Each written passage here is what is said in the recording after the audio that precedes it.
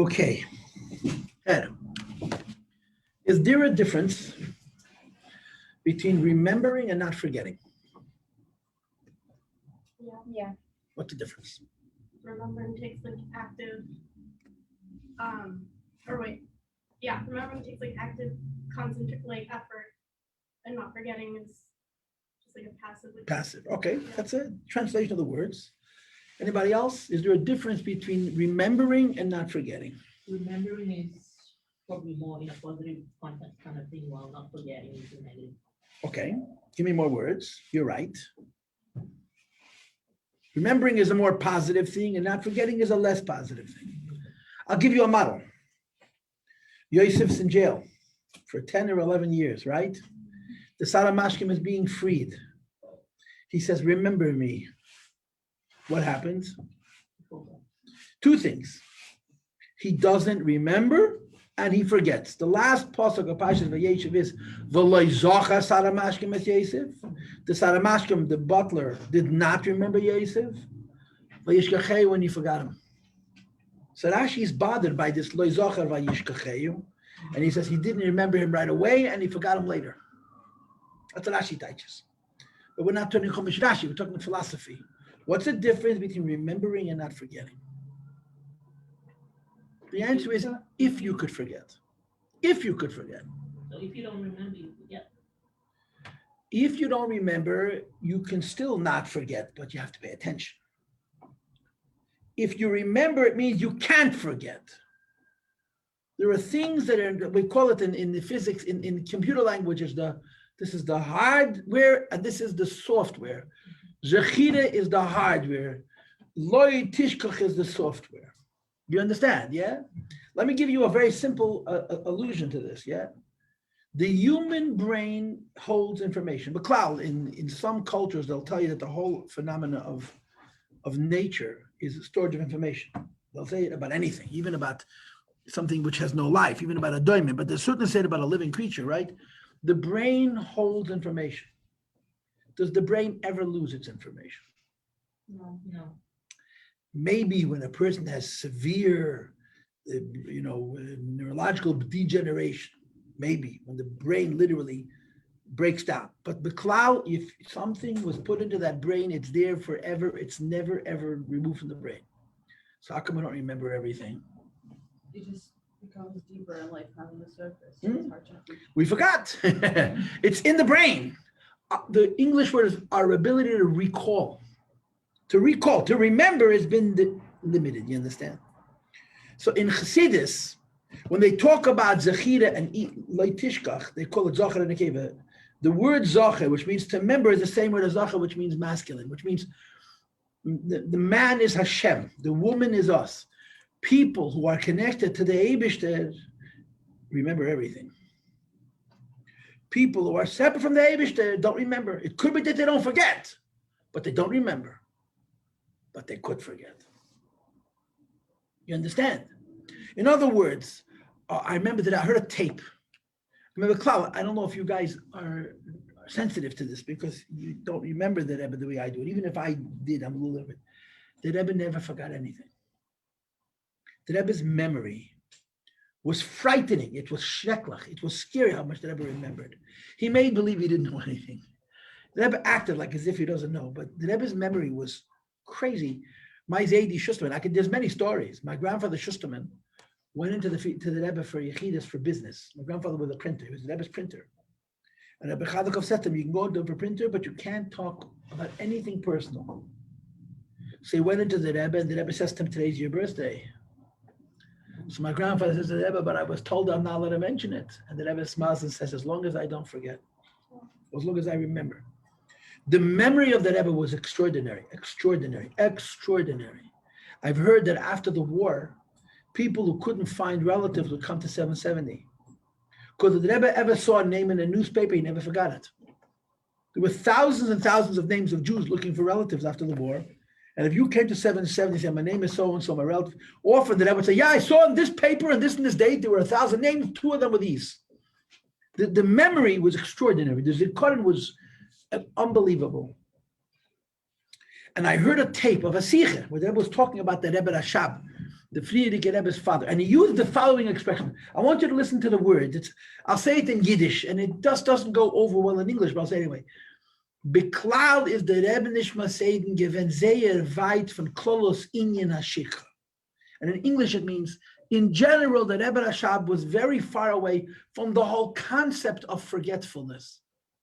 From the whole concept of forgetfulness. In other words, from a philosophical point of view, the question is, what is a bigger novelty? That people remember or that people forget?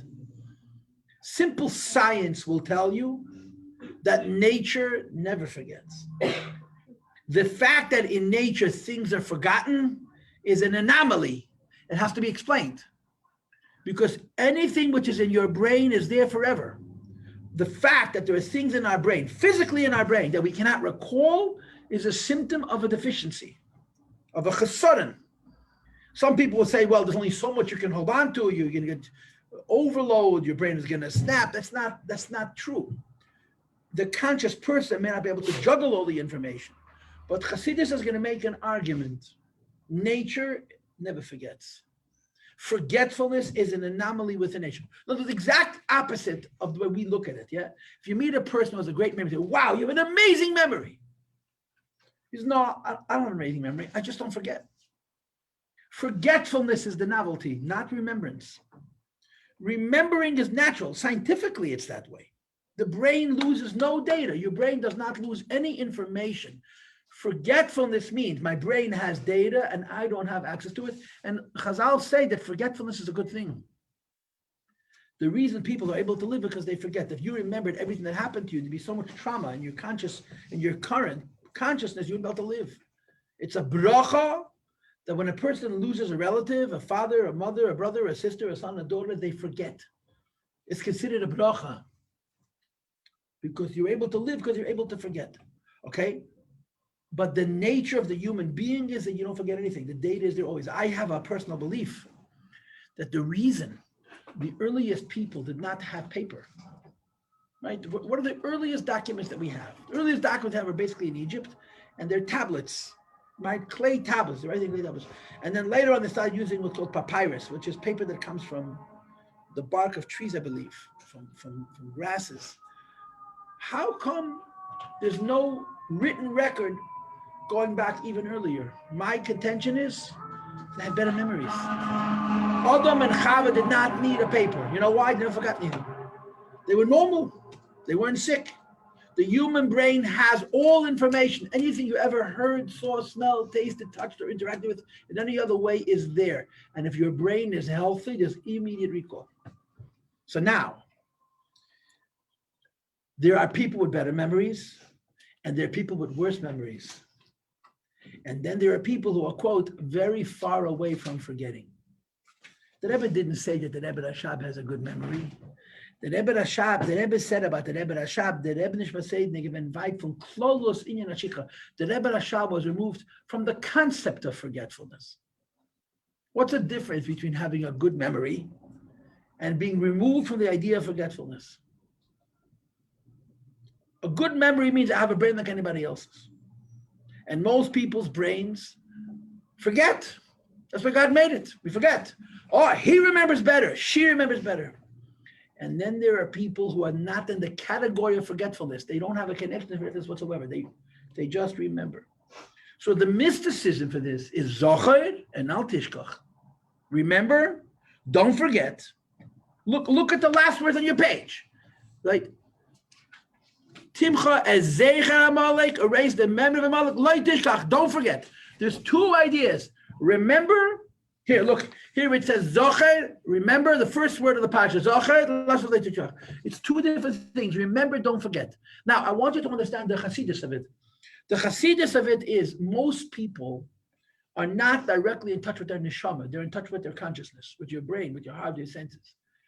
Any human being whose neshama is hidden from him is living on a physiological level, on a biological level. If you live on a physiological and a biological level, your ability to remember has to do with the quality of your brain, the physical brain. Now, the information is there, but the ability to recall, The ability to bring it back has to do with how strong the brain is, how weak the brain is. What about a person who's a tzaddik, a big tzaddik, a very big tzaddik, whose body is unbelievably pure, right? To be a tzaddik means your body is completely controlled by the mind and the soul. Never from your earliest childhood did you allow your body an expression separate from the neshama's interest. The body is so pure and so sharp and so focused. So it's not like the body is stronger and the neshama shine into that body. That's called you can't forget.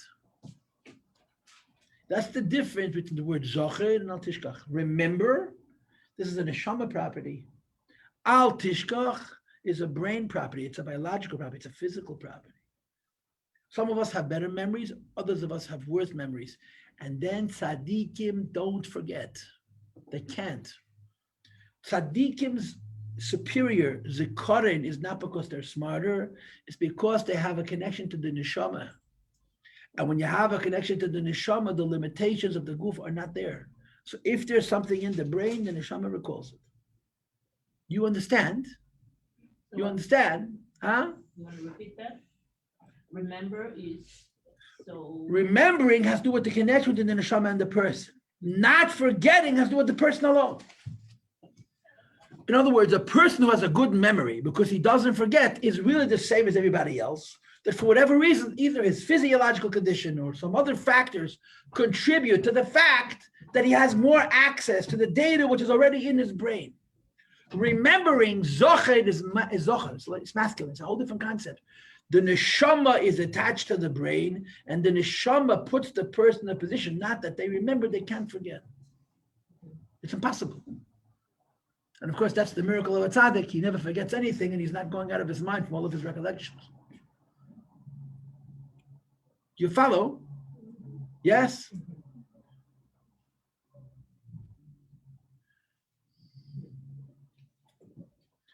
So how does this play out?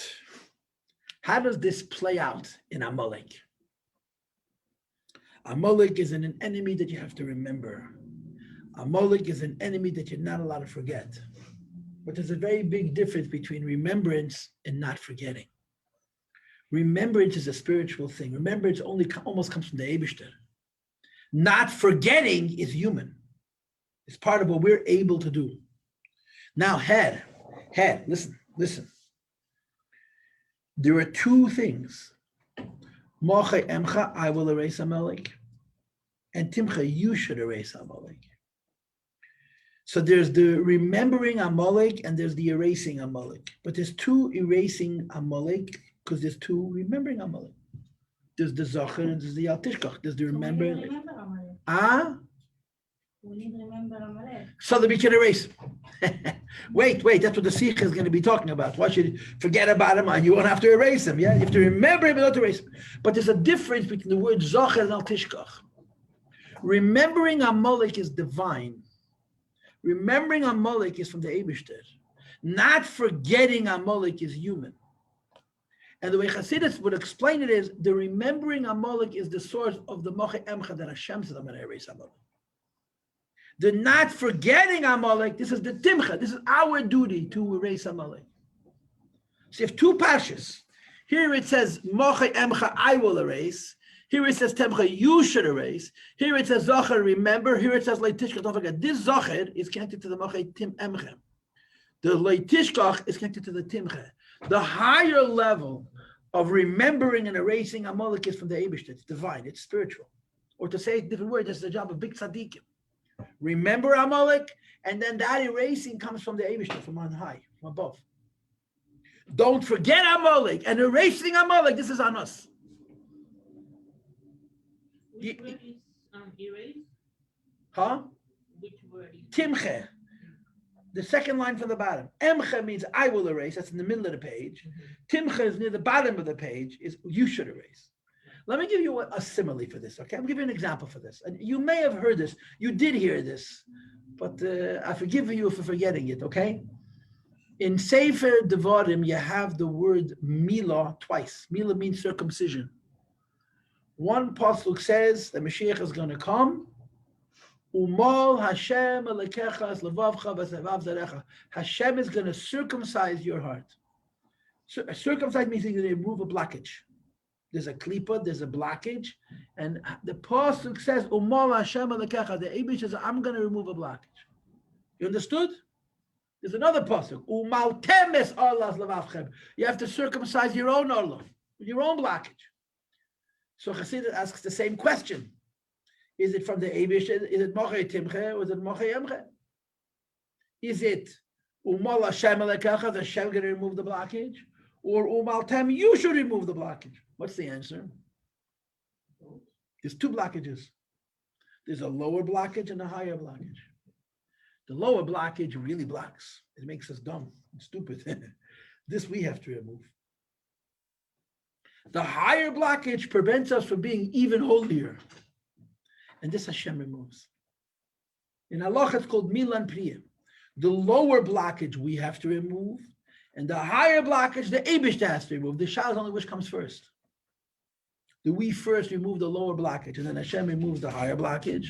Or does Hashem first remove the higher blockage and then we remove the lower blockage? And the Teves b'pashtus is first we remove the basic blockage and then Hashem removes the final blockage. We remove the basic blockage, means that we should use our brain and our heart and our senses for Torah and avodah, not for shtusim. And Hashem removes a higher blockage. Hashem gives us access to our neshama, which is above the brain, the heart, and the senses. But Hashem only gives us access to the brain, the heart, and the senses after we remove the klipa hagasa, after we remove the milah, which blocks us from using our brain and our heart and the senses in that way. It's the same exact thing here.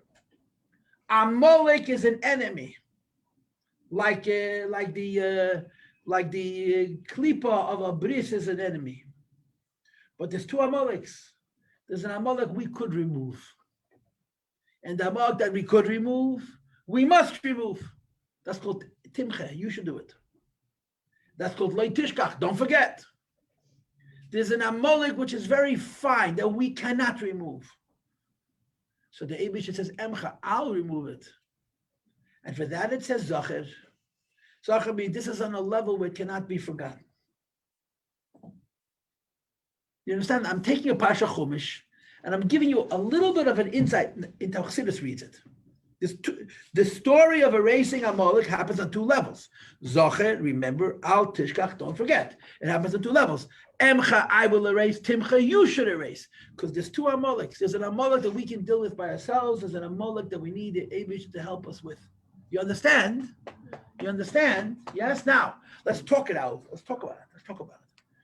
Yeah, we have Yetzer Haras, right? I mean, most of you don't understand that because I understand you're from the breed that's called Tzaddikim, right? But you heard there's other people who struggle with Yetzer Haras. Yeah, you heard about it, yeah? If you guys don't start smiling, I'm going to get very frustrated. Okay, I appreciate that. Thank you very much for that. Okay.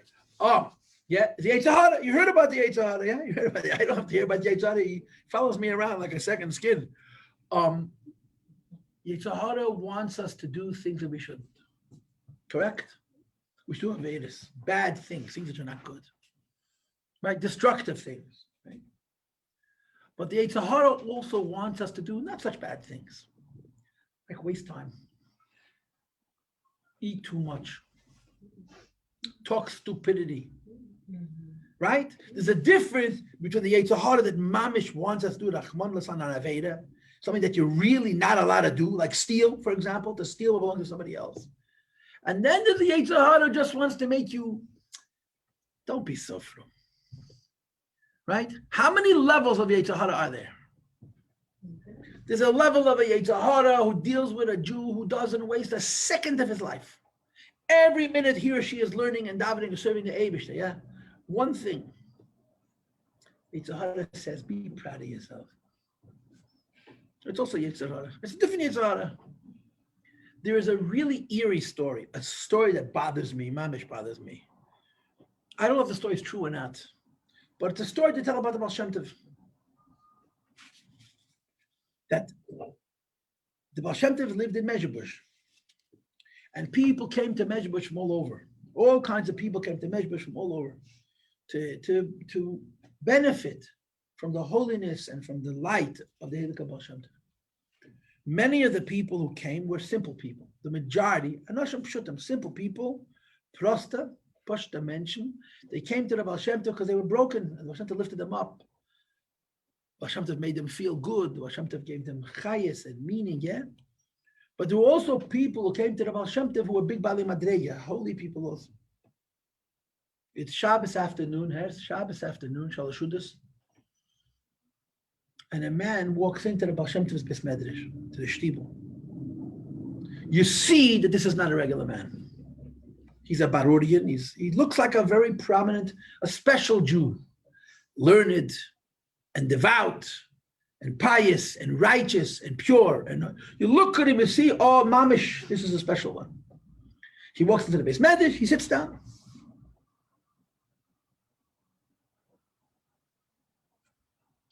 A few minutes later, another man walks in. The second man who walks in is a very simple Jew, a prostitute, a farmer, a day worker, and he also sits down. The Baal Shem Tov turns to the simple person, to the second person who walks in, and says, tell me a story. Tell me something. He says, I'll tell you something very, very funny, he says. I don't know all the details of the story, but this is the Nekudas HaSipur. About all the details I remember. He says, I live in a house, or wherever he was, and it doesn't matter the details. And between me and my neighbor was a stone wall. He says, every week, around Thursday, even Wednesday, Thursday, Friday, the people on the other side of the wall start to mourn. They become sad and they start to cry. As it gets closer and closer to Shabbos, the crying gets more incessant. They cry harder, they cry deeper, they're very upset. And Mamish by Lichtmenschen, they're crying, the worst kind of crying, all of a sudden they start to laugh. And they laugh. Every week this repeats itself. He says, towards the end of the week, Wednesday, Thursday, they start to cry. It gets closer and closer to Shabbos, the crying becomes worse. And the cry, and Mamish, when the crying is at its crescendo, all of a sudden they stop crying and start to laugh. So the Baal Shem Tov says like this: you should know that what you're hearing is not people, it's ruches, it's spirits, it's demons, ghosts, whatever word you want to use.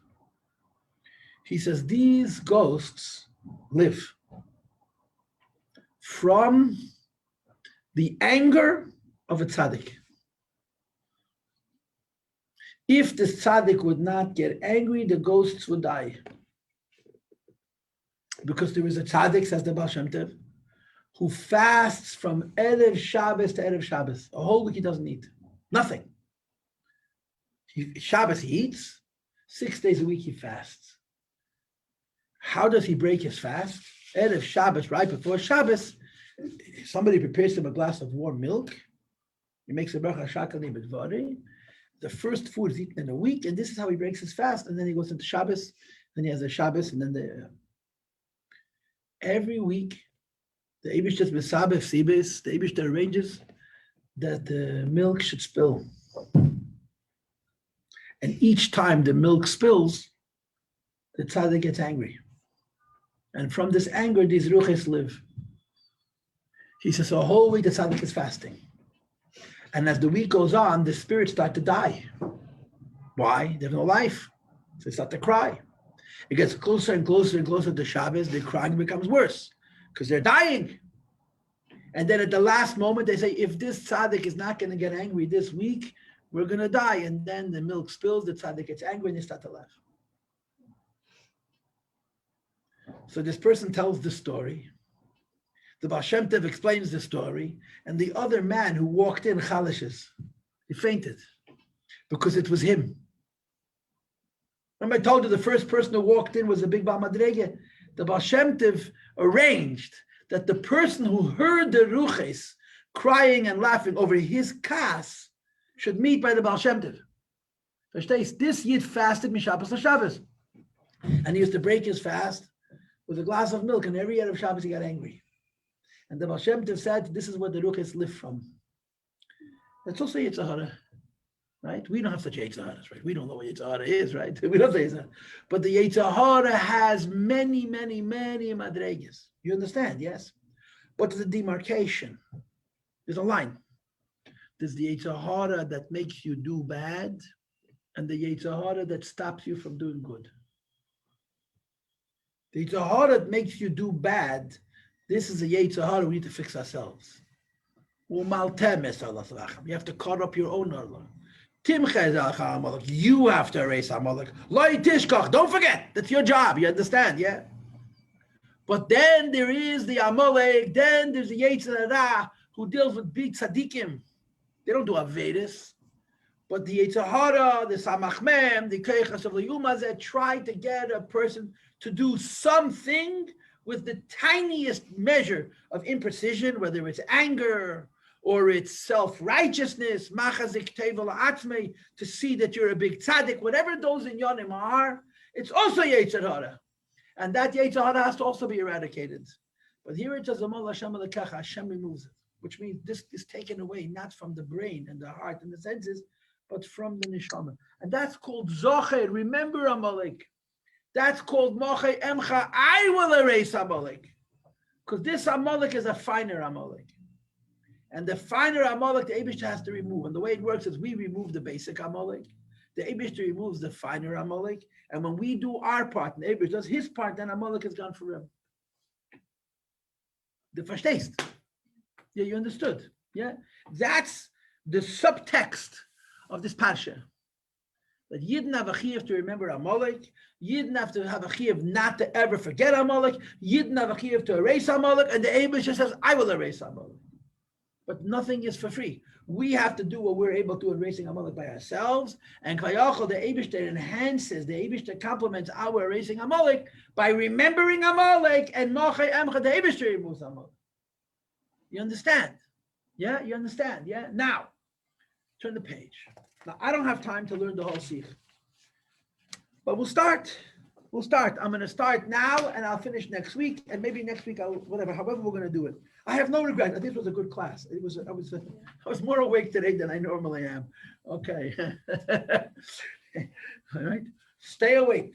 Don't fall asleep. Those are two different things. Not falling asleep is one thing. Staying awake is another. Don't fall asleep means I could fall asleep. Don't fall asleep. Staying awake means I'm above the phenomenon of sleepiness. That ever said that by tzaddikim, there's never such a thing that they should fall asleep. It's always they go to sleep. Because tzaddikim are above the concept of not having control over their goof in this way. Okay. So now growth. This is Pashas Kiseitse. In other words, this page in the Sicha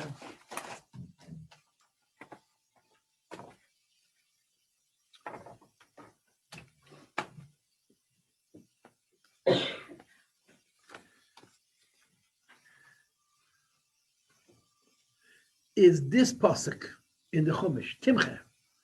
This is not the Emcha, this is the Timcha. This is not I will erase, this is you should erase. This is the pasuk in Pashas Kiseitse, the end of the Chumash.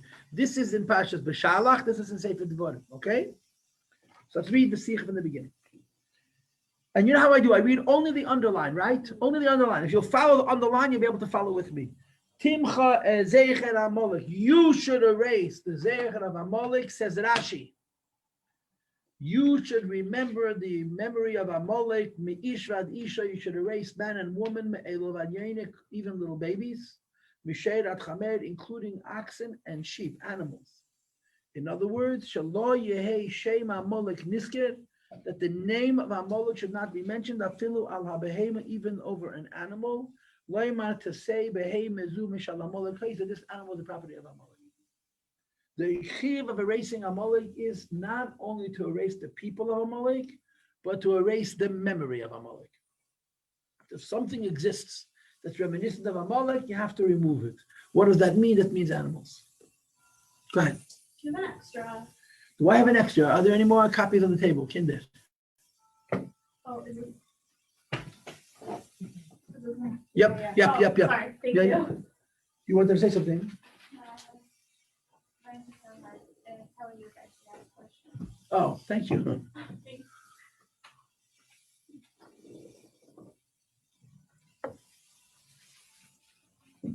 Okay.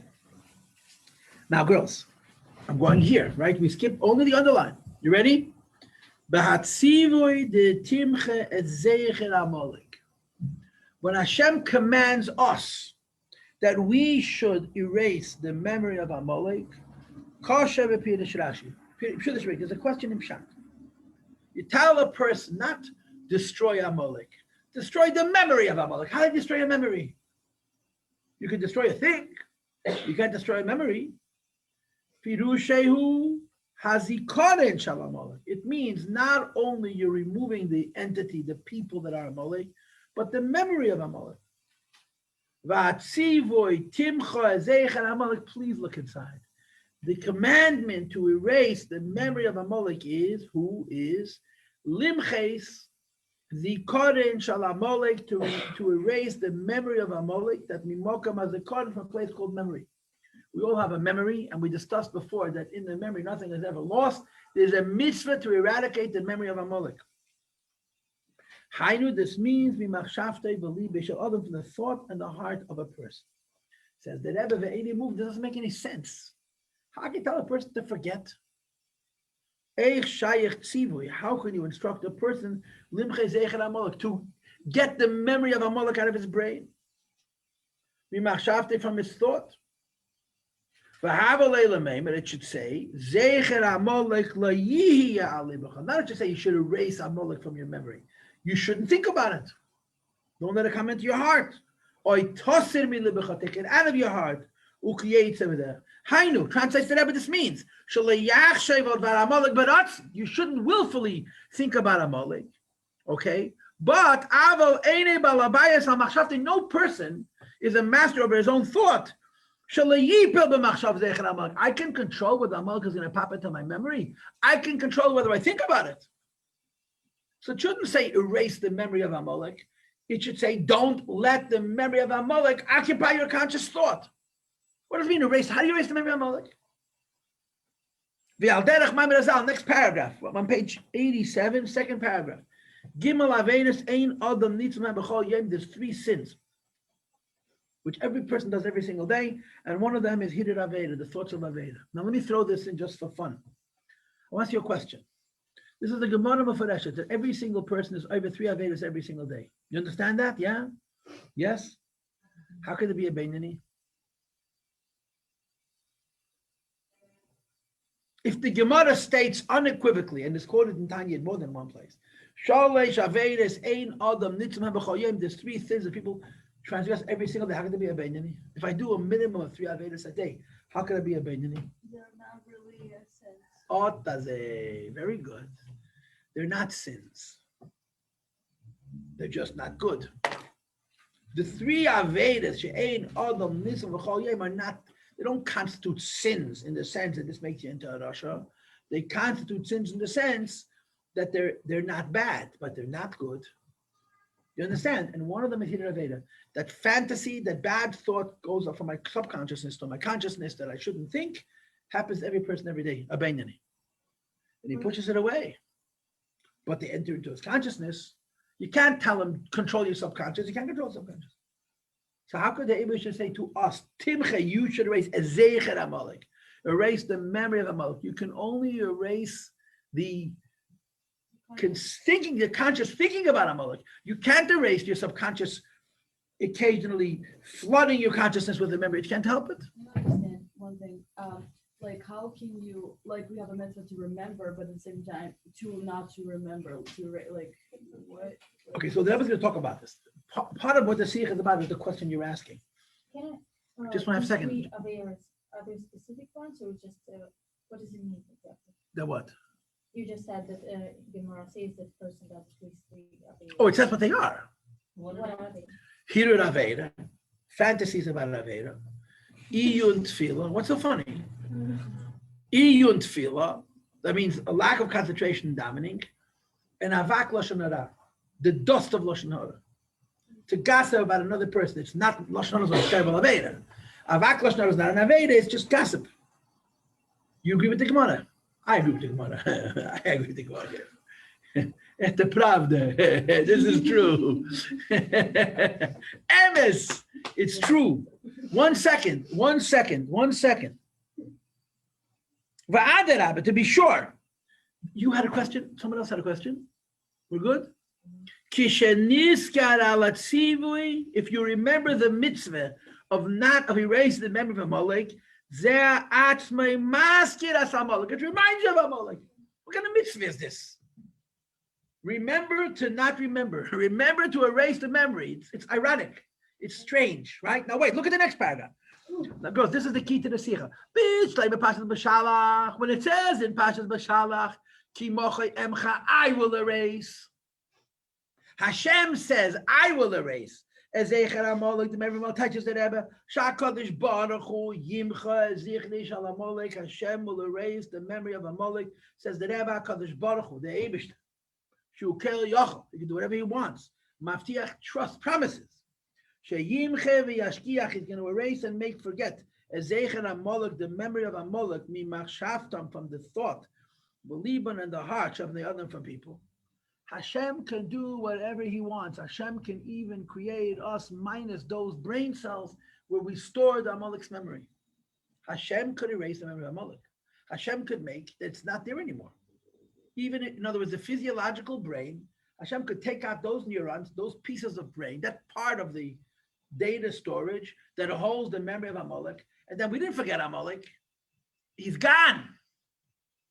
Right? Hashem can remove the Zecher Amalek. Hashem can remove from the hard drive, to use Kabbalistic one, the masculine memory of Amalek. Hashem could take out of our brain the phenomena that we once knew about Amalek, but we can't. So when it says in Parashat B'Shalach, Mochai Emche, Mochai Emche Zecher Amalek, I will remove the memory of Amalek. And Hashem has no question. Hashem wants to take away the memory, take away the memory. But when it says in Pashas Kisei, say Timcha Zecher Amalek, Hashem, wait a minute. You're a person. You can't erase your memories. You can get into your subconscious and vacuum out that part of your, you don't have that ability. Right? Let's keep reading. Ava b'Pasha Seinu in our Pasha. Shatzi v'Obnei Yisrael, Hashem is speaking to the Jewish people. Timcha Zecher Amalek. You should erase the memory of Amalek. Kachak, and now the question is, Eich Yochel Ha'adam, how is it humanly possible? Limche Zikoren Shebemachshavte. Erase a memory which is in his thought, and the memory which is the thought of all people, which are underneath the heavens. Hashem can do that, we can't do it. Okay, what's going to be the answer? What's going to be the answer? Until Mashiach comes. Okay, the answer's right here. First paragraph. Look inside. What's going to be the answer? You speak Hebrew a little bit. The answer is we have to remove all the physical things that remind us of Amalek. Animals that belong to Amalek, even if they're sold to another nation, kill them. Because people say this animal belongs to Amalek.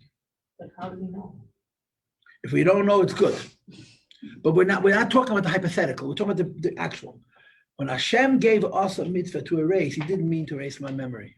We can't do that. So Rashi says, when Hashem says, I'm going to erase from your memory, he's going to erase your memory, he won't be there anymore. But when Hashem tells us that we should erase my memory, it can't mean take the neurons out of your brain. It's impossible. It can't be. I'm sorry.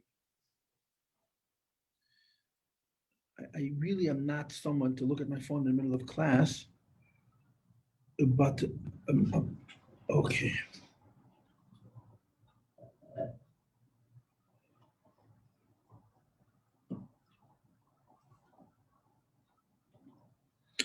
Okay.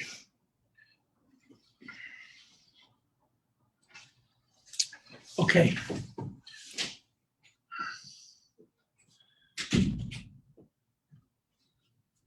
Rashi says that when it says in the Torah, erase the memory of Amalek, it means destroy all things that have the name Amalek. People are called Amalek, get rid of them. Animals are called Amalek, get rid of them. And one of the questions that Eva's going to ask, what about the landmarks that are called Amalek?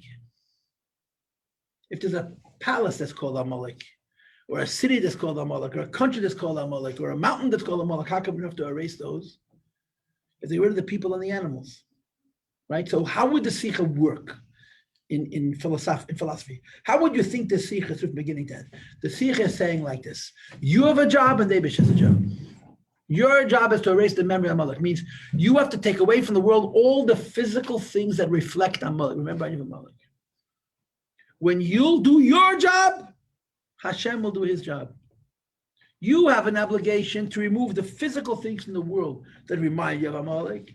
If you do that successfully, he'll take it out of your brain. But we're first and he's second. You understand? The timcha comes first. We have an obligation to, if you have in your house a possession that says on it used to belong to Amalek, throw it in the garbage.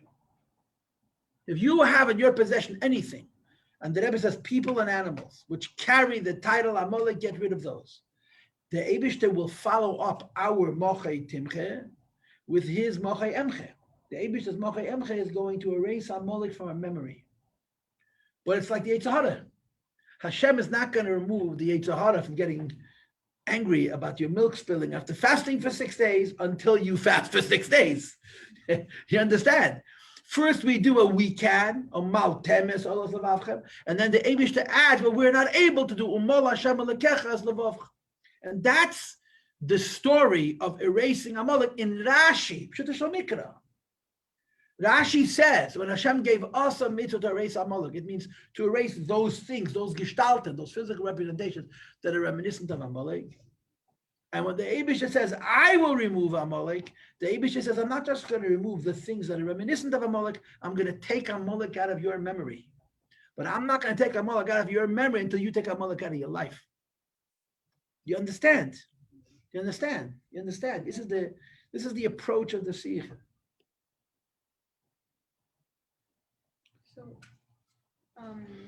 So how do you like balance that idea with the fact that we don't know what's Amalek? Again, Amalek physically doesn't exist. The nation of Amalek, but the concept of Amalek, which is to make you cold and to make you doubt, is a real phenomenon, incredibly real So phenomenon. for every person it's different. Of course.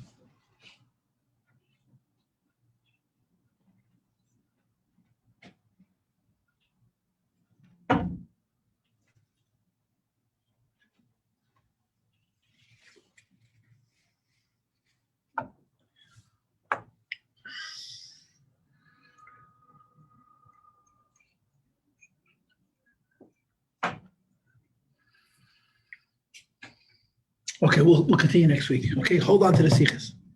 Yeah? Thank you. Yeah. Thank you so much.